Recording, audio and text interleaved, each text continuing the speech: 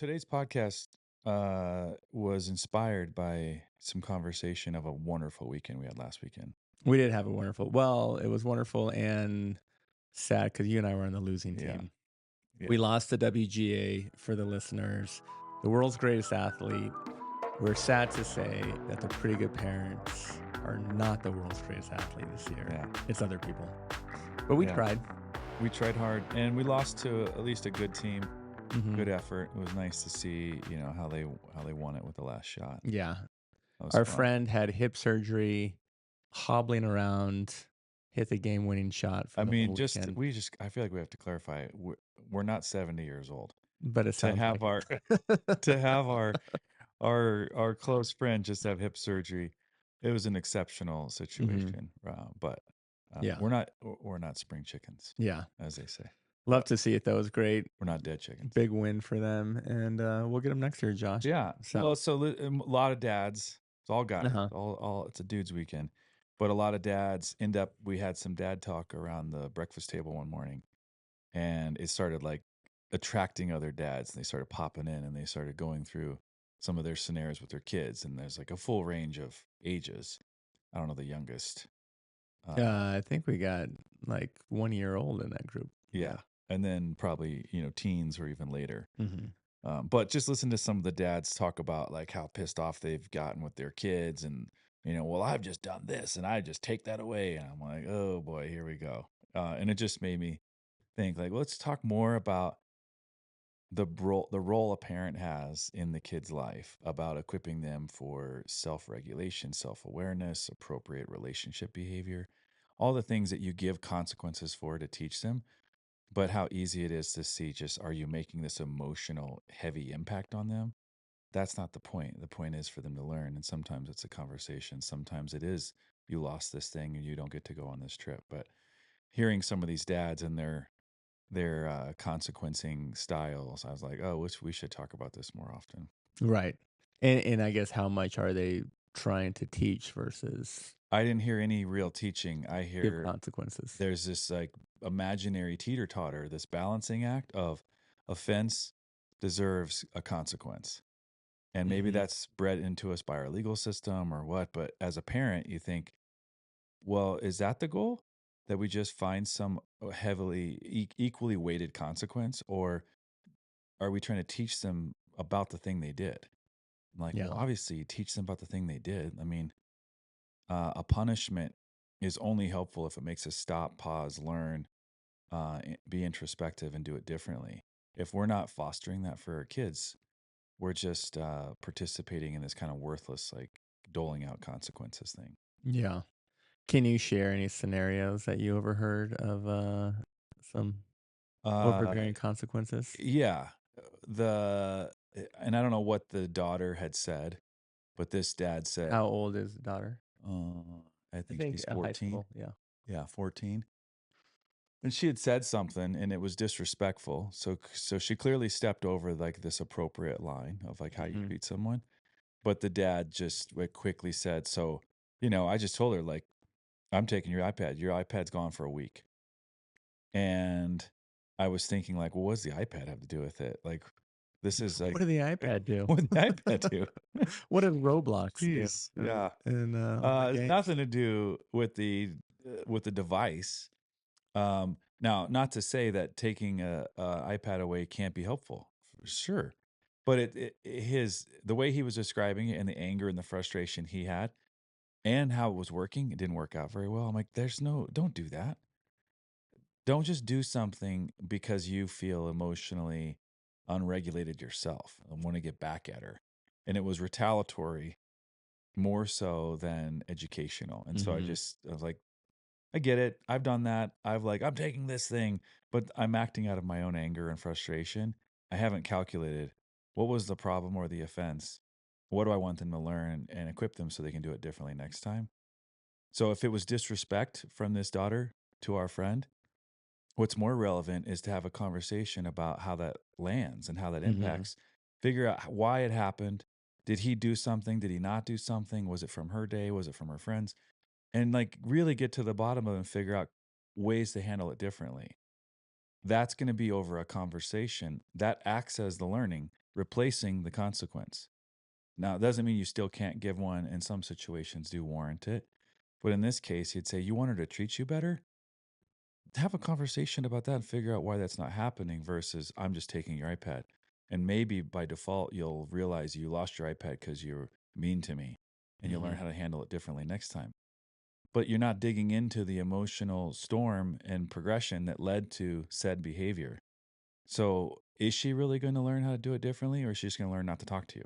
Yeah. I don't know her, so I can't say, but Well, and I just imagine as you're telling the story, like he just instantly puts them on separate teams, like against each other almost, right? yeah, As opposed to being on the same team and be like, hey, let's figure this out, let's learn together, all that stuff. So it's kind of like, do you want to just die on that hill right away and be like enemy versus enemy type yeah. hill? Do you want to let this adolescent Yeah. shape the way this goes by being adversarial or be the adult and remind them you're on their team, you want to figure out how to do this together? The way it's going isn't going well. Let's do Mhm. it a different way. It just takes a little bit of a pause and an evaluation and be like, wait, and we've talked about this over and over again. What do you want for your children? I want them to be happy. Oh, okay. Happy people tend to have healthy relationships. Healthy people don't cuss out their friends. They don't cuss out their parents. They don't disrespect these people. Okay, so then why'd that happen? Well, we got to figure that out. Oh, okay. Well, then go in and help them figure out why they're taking out their frustrations on you. When I, so I mean, I can use some examples.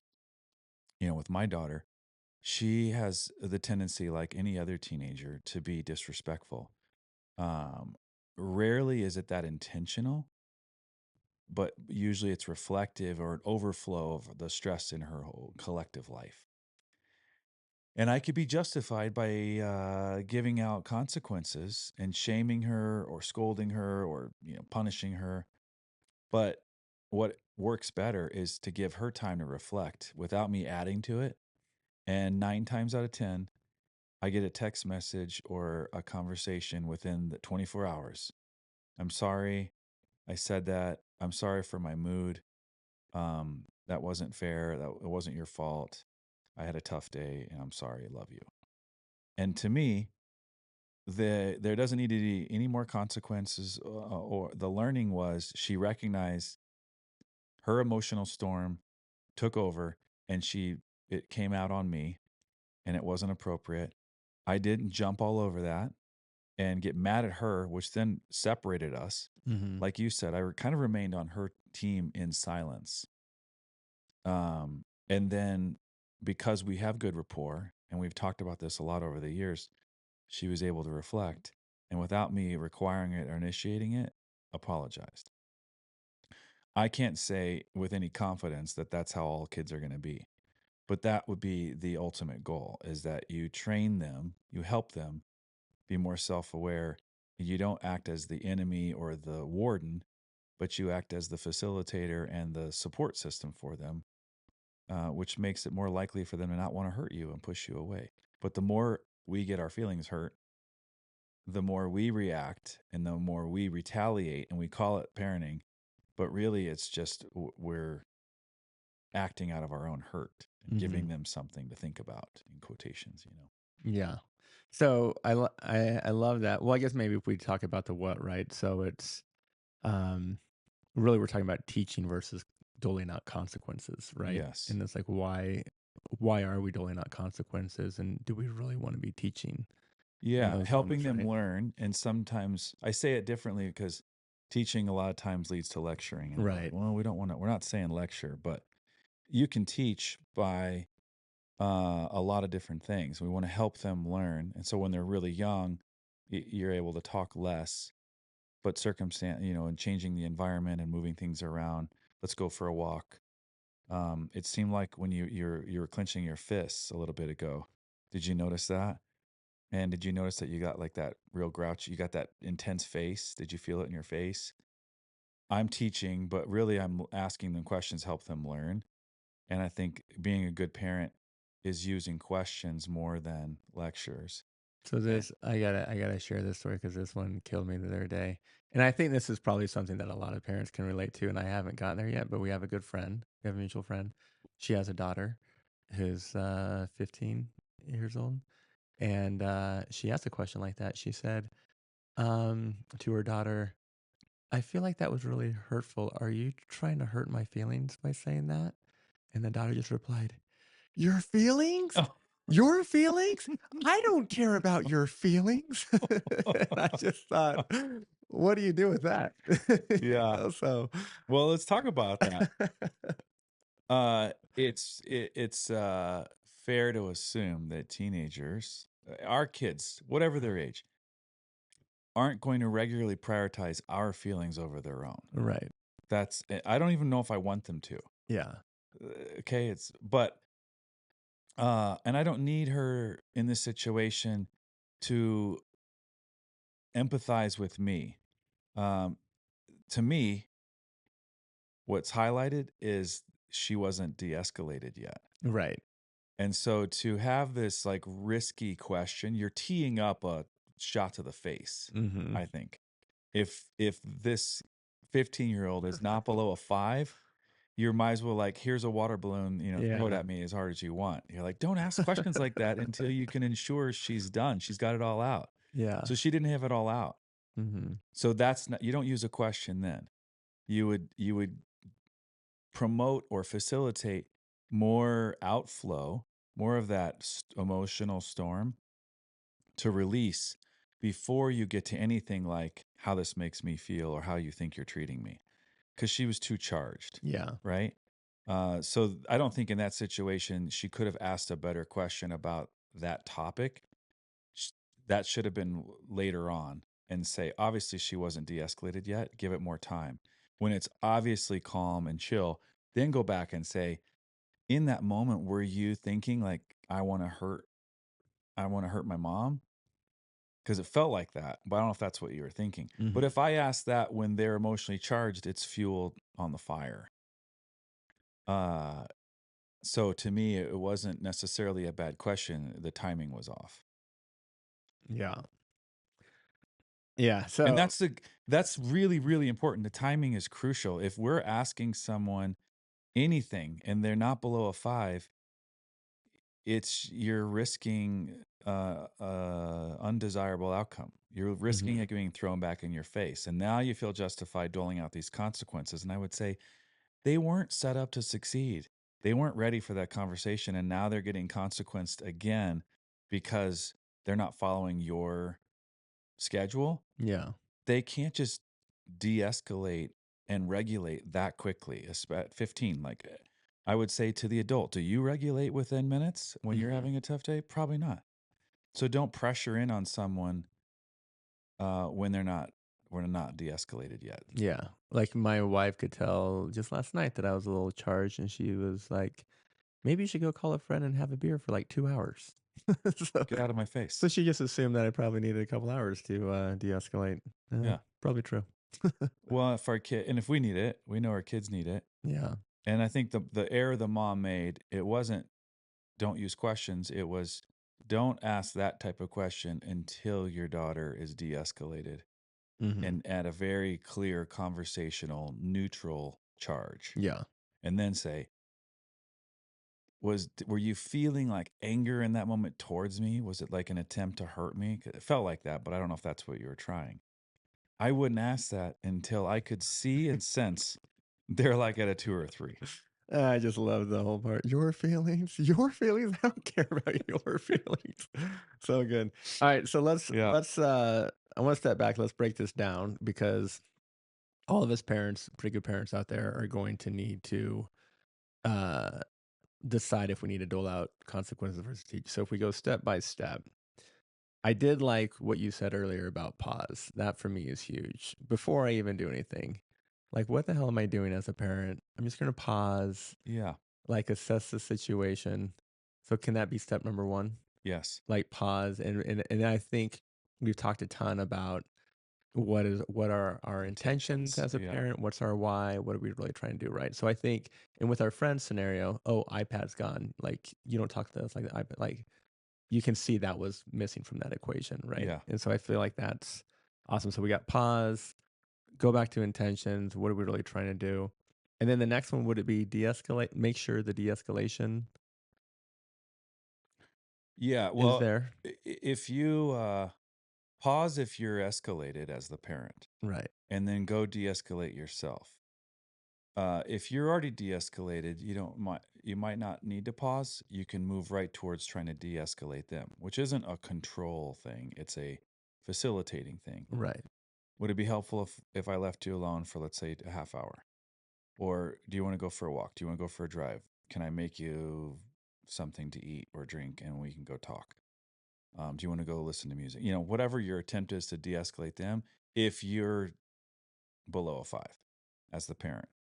If you're not below a five, yes, you need to pause and go regulate yourself and get down below a five. And five's bare Should we minimum. make shirts that just say below a 5? I feel like we should make shirts that just say below a 5. Below a five. What Yeah, did I just say? no, yeah, that's what I'm saying. Oh, It's like you just wear the shirt that says oh, I'm um, below a 5. yeah. I think that'd be an awesome shirt. Or maybe the shirt says, "Are you below a 5?" Oh yeah. Fuck you. Get it. Yeah.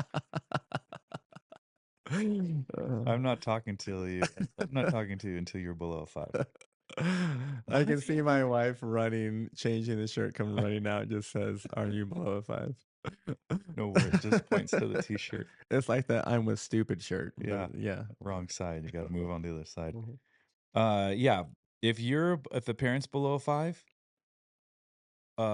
move towards de-escalation tactics with your kid. Mhm. No consequences yet, no questions yet until you can feel confident that they're not emotionally charged. Mhm. And charged meaning not that they don't have emotion, but they're not angry and ready to explode. That's what we have to avoid. That's what we're looking to avoid because it'll be gibberish. And then they're going to say something that hurts your feelings and you're going to get all pissed off and give more consequences. It's Mhm. like, that's a trap. So pause, gauge your own space, then gauge theirs. Mhm. And then if you're both below a five and you can feel like you have a good conversation, move into questions. Gotcha. What's explain to me what's happening right now? Did I do something? That question right there is wonderful and tactful because it's humbling. We've lowered ourselves. We're less of a threat. We're acknowledging indirectly that we're not perfect. We're not saying we have it all figured out. We might have done something, but we are moving closer to them versus against them by saying, did I do something? I probably, let's say I didn't, but asking that is a tactful way to gain trust and momentum with them. If I said, what's your problem? Right. That sounds like I'm standing on the other side of this line pointing a finger. But Mhm. if I said, it seems like you're dealing with something, did I do anything? I am acting as a safe person coming alongside of them, trying to help them make sense of what they're doing. Maybe I caused it, maybe I didn't. I'm in a safer space with that. So use questions. And you're observing more. So these are sort of more like conversational, observational. The more you can package it in a relationship demeanor, Mhm. the better it's going to go. Yeah. The more you make it where you're a warden ready to bust some prisoner, the more they're going to act like that. Like, what do prisoners how do they act around the warden? Like, well, distrusting and afraid and adversarial usually if it's a power struggle. Uh, who cares what they just said? Okay. I heard from a mom that a mutual friend. It was, I don't know if it was like, get the fuck out of my face or something, but it was pretty intense. Instantly hurt her feelings. And then as a result, she felt justified doing anything as a parent in terms of consequencing. Mhm. But you miss the point of teaching. Okay. She has a right to, I guess, self preservation or as a parent, to pull the parent card, be like, you can't talk to me that way. But that's not interesting. Okay. That's like low grade parenting. Interesting parenting is, oh, fuck me. Geez, you must like, did I do something? Mhm. Like, what happened? I don't know I'd love to know if I did something, Um, but even that question doesn't go well if they're not like around a five. You could ask that like a six or so, but seven, eight, be like, whoa, whoa, whoa, this isn't working. You're upset. I don't want to add to it.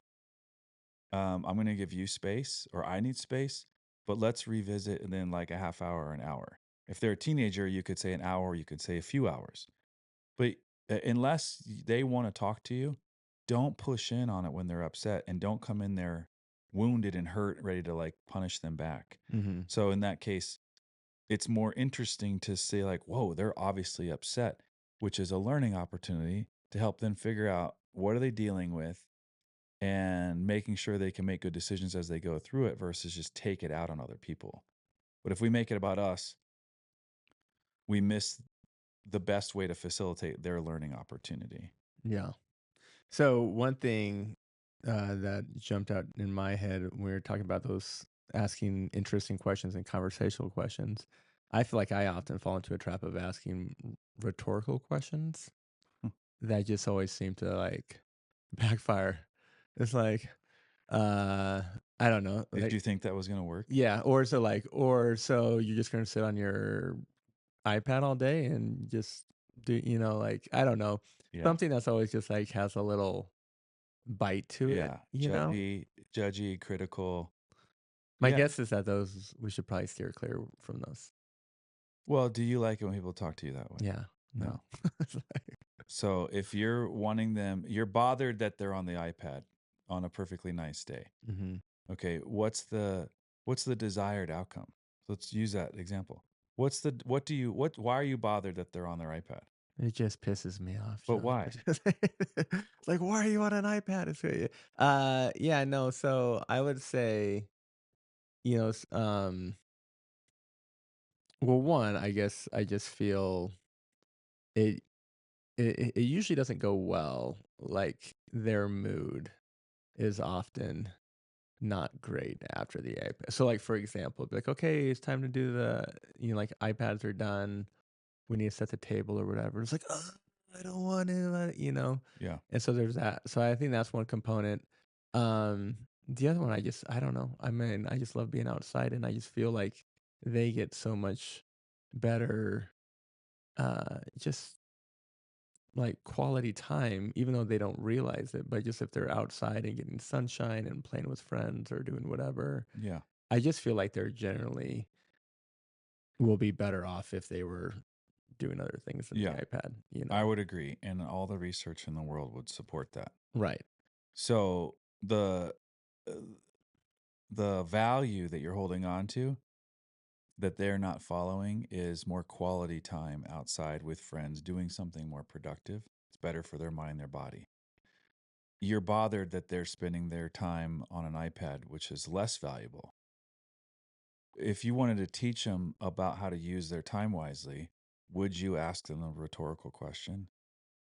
Are you going to sit on your iPad all day? That's a trick question. Right. No, you'd say, But I did.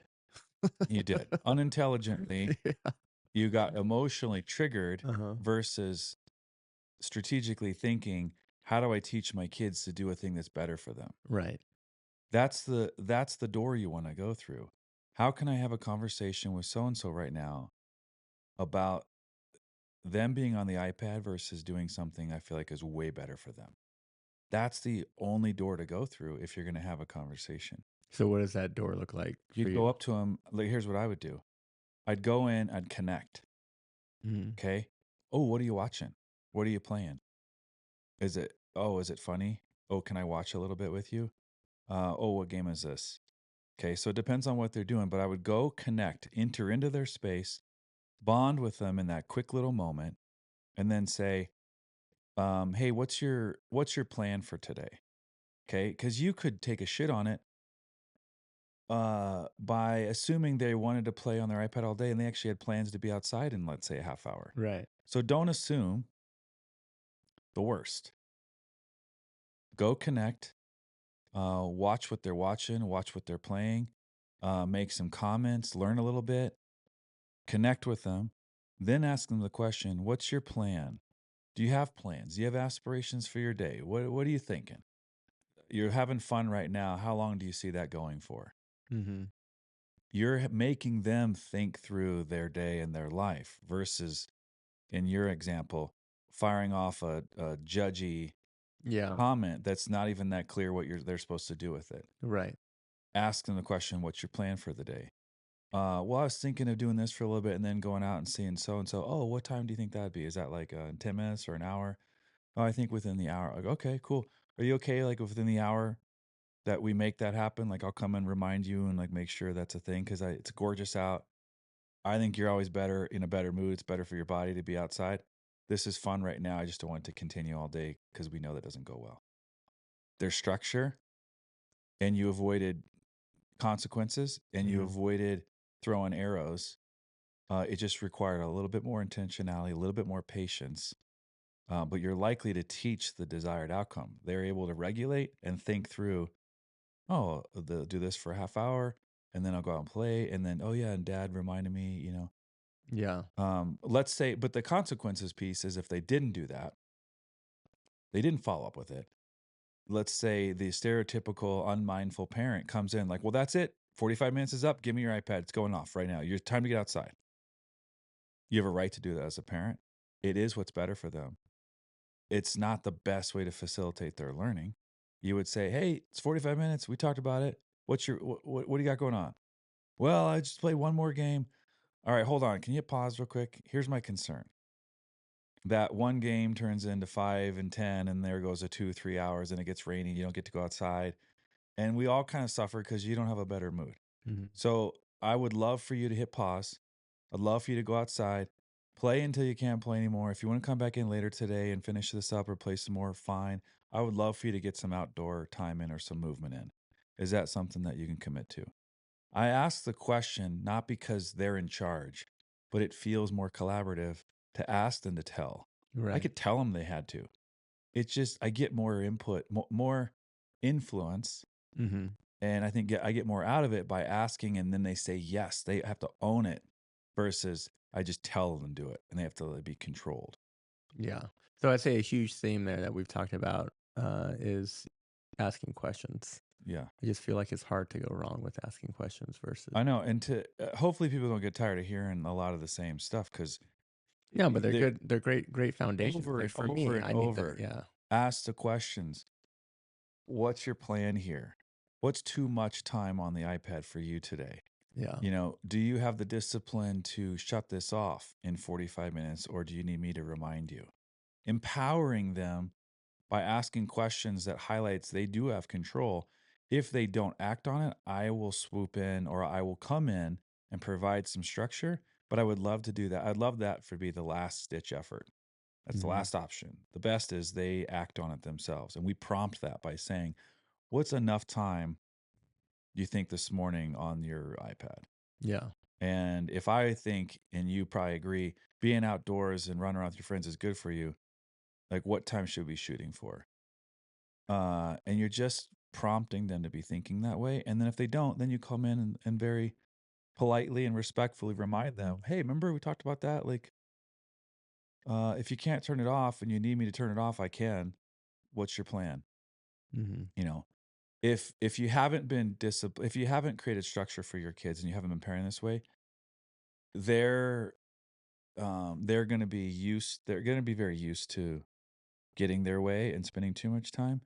Um, so I'm not suggesting that the first time you do this, your kids are like, "Oh, sure, I'll turn off in 15 minutes and have a great attitude."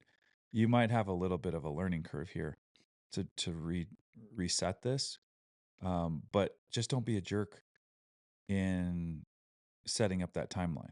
Well, it's Yeah. been 15 minutes. Give me your iPad. Hey, bud, it's been 15 minutes. We talked about it. Are you ready to give it to me, or do I have to come like tackle you and take it away from you jokingly? Hmm. Right? Uh, use humor to still like be firm. You don't have to always just be the drill sergeant. So Yeah. All right. So now let's say that you have had all the conversations, you've asked interesting questions, conversational questions, and now they've done some offense and you feel like you need to dole out yeah, consequences. okay. The consequences. Well, first you want to address it calmly, mindfully, conversational. You want to de-escalate before you get into any kind of like learning opportunity. The first question when we're moving into like terms of deep learning is, do you think you did anything wrong, or would you do anything differently if you had the chance Mm, to do it over again? yeah. I try to ask that because it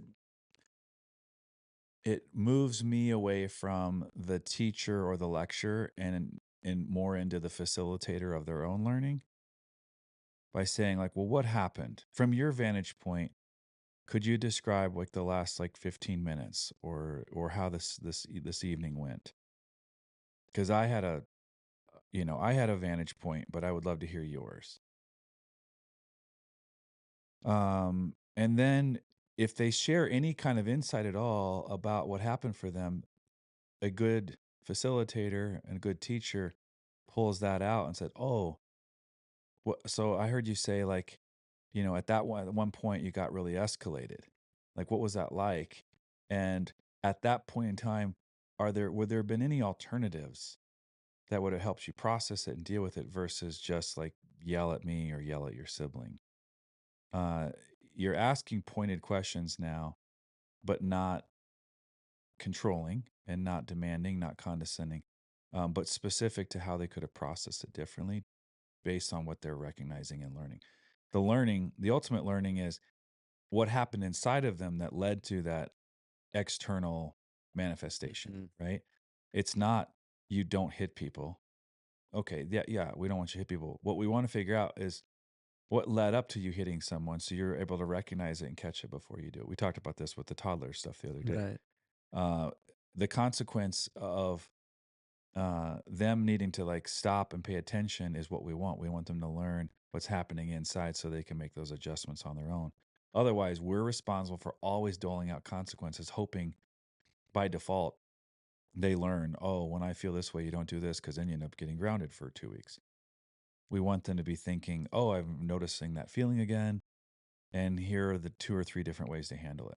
So the de-escalating before the conversation, ask them for suggestions. If you've come to the point for you've reached that there do need to be consequence. What they did was like overtly wrong. They know better. I like to again to say, what do you think is appropriate consequence? Ask them. Ask them. They if it's a bullshit answer, then you laugh it off. Be like, no, that's actually not even a consequence. Yeah. Like, and that seems really light considering what you did. So I think you should lock me in my room and let me play my iPad for 4 yeah, hours. right. I should Mhm. get to eat dinner by myself every night, Yeah. eat whatever I want. Uh, if it's a legitimate ask on the parent's part, usually get a legitimate response. Not every time, and every kid can be, an idiot in that situation if they wanted to. But I've had really good luck with kids actually making suggestions for stiffer consequences than the parents were actually going to give. Really. It's not a promise to anybody out there, but I've been surprised like how well this works with kids taking more responsibility when it's not demanded on them. Yeah, and then, like, do you let them know? You're like, "You wanna be grounded for a week? That's only gonna do a day, but I alright." get well, you get credit. You get some street cred with them by saying, "You know what? I don't know. That seems a little too stiff. Yeah, Like if you want that, okay, but I feel like that's a little too much. I just want it to be appropriate to what you did. Good chance to learn. What if we do 2 days? And if it's 2 days and you do well and you have a good attitude, we can be done with it. yeah. It's not about a penal system of heavy equals good learning. It's learning is learning. If it's a conversation, if it's a week of grounding, if it's a loss of an iPad, if it's a loss of the keys, if it's just let's take a long walk and talk it out, it doesn't really matter if they're learning. That's all we really want. And as the parent, our emotions get in the way of that process. It blinds us and floods us, and we Mhm. forget this is about them learning to not do that learning to not do that again, and learning how to do it differently. If we can't engage them and help them think that, we're limiting their learning opportunity. So asking interesting non-leading questions. Um, that's again, they're below a 5. They're let's say if they're at a 2. There's a little charge there, but they're not like fuming or anything like that. Say, are you happy with how you handled it? Mhm. Do you think I could have handled it differently? Do you think your mom or your dad could have done it in a different way that would have been helpful? These are just questions that are getting like the juices flowing of introspection and analysis and potential like learning opportunity. You could ask, it would have been helpful if I would have like left you alone for an hour, or should I have known that you were struggling with that? Like, did I miss something? Did you need me to say or do? Like, there are so many questions that you can ask as long as they're not rhetorical, accusatory, sarcastic, trick questions. Like, use your tone. Like, notice in my tone now, it's totally neutral. It's warm and it's soft. I would want them to feel cared for. So I'd use a warm, soft tone by saying, like, well, it seems like you were really upset. Like, I know what it's like to get upset. I'm wondering what I could have done, if anything, to help, or what you could have done differently because it didn't go well after it like all came out. Mhm. That's not urgent, punishing, squeezing them kind of energy. That doesn't help learning. Imagine you're in a subject or a class, and the desire is to learn, but someone's standing over you, stressing urgency or threat. You're like, I can't learn in this Right. environment. You're like, no one can. It's a horrible environment to learn from or learn in versus let's talk about it. Let's go for a walk. Let's go for a drive. Let's talk about this in an hour. Let's go sit by the fire. Let's have a cup of coffee or tea. That didn't go the way we wanted, obviously. And we could probably learn from that. Like, there's probably something I could learn. There's probably something you could learn. We're both in it together, even though I would say that it's their fault. They did all this. Being in it together makes it safer for them, makes it easier for them to engage, and we're increasing the chances of them learning. Mm. The younger they are, the less we get out of some of those attempts. And it is appropriate to be more like, oh, I'm taking your thing from you now. You have to realize like you do lose this if you can't handle it well. But that doesn't mean we still can't talk to them or we still can't say, when you clench your fists, that usually something bad happens right afterwards, right? When you start throwing food, you're usually upset, and we need to figure out how not to throw food. You just start breaking down that awareness a little bit sooner, no matter how old they are. You Mhm. wait too long, they don't know how to emotionally regulate, and then all you end up doing is dealing with all these like takeaway threats, like maybe with our buddy is at like, Right. what were the last 5 years of conversations like with your daughter? Is probably setting the stage for this place now, but the good news is if he sat down today, regardless of the last 5 years, and said, "Hey, I don't like how last night went. I don't want to have those kind of like conflicts with you. I don't want to make you feel that way. You were dealing with something. I obviously couldn't figure it out, and then it came out at me, which doesn't feel good. I feel like we can do better. I want to do better. Can we talk about that? Can we talk about how we can handle that differently next time?" There's learning in that. And she could be super mad and he has a bad track record. And that is a very reasonable conversation to have. It's hard to say no to. Yeah. Well, I think our friends got some good nuggets out of this today, Joshua. I know I did.